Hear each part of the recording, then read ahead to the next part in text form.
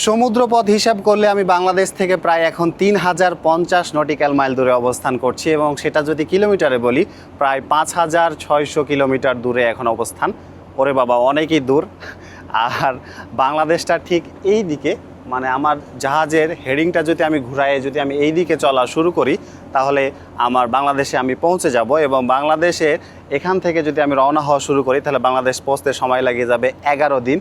I wish আমি হেডিংটা ঘুরায় বাংলাদেশের দিকে যেতে পারতাম, কিন্তু আমরা এখন হেডিং করেছি ফিলিপিনের উদ্দেশ্যে, কারণ আমাদের জাহাজে যে মালামালগুলো আছে সেগুলো আমরা ফিলিপিনে গিয়ে আনলোড করব। এবং আমার এই জায়গাটাই, এই সমুদ্রের নাম হচ্ছে মাকাসার স্ট্রেট, এবং এই জায়গায় যদি গভীরতা আপনি জানতে চান, তাহলে গভীরতা অ্যাভারেজে 2200 থেকে 2300 মিটার, মানে চিন্তা করেন 2 কিলোমিটারেরও বেশি এই গভীর সমুদ্র।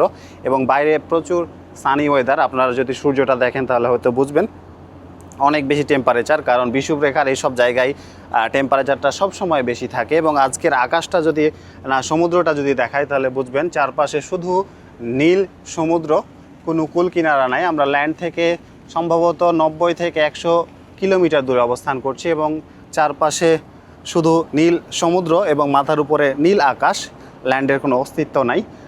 তো যাই হোক, আমরা যেহেতু ফিলিপিনের দিকে যাচ্ছি, চিন্তা করতেছিলাম একবার বাংলাদেশের দিকে ঘুরে আপনাদের কাছে চলে আসতে পারা যায় কিনা।